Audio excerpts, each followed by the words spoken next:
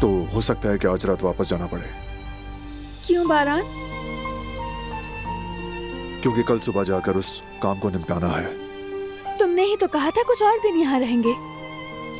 तो क्या हुआ, हम दोबारा आ जाएंगे? ऐसा तो हो सकता है ना? ठीक है,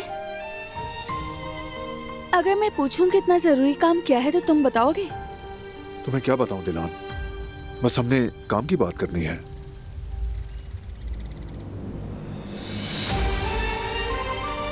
अगर काम की बात होती तो तुम ना करते, मगर मुझे नहीं लगता कि ये काम से मुतालिक है। दिलान, हाँ बारान, मैं सब समझ रही हूँ। तुम्हारा जरूरी काम अक्सर हमारे खानदान की सलामती से जुड़ा हुआ होता है। सही कहा ना? मुझे अब भी यकीन नहीं आ रहा है। जवाहिर जेल में है, खतरा खत्म हो चुका है।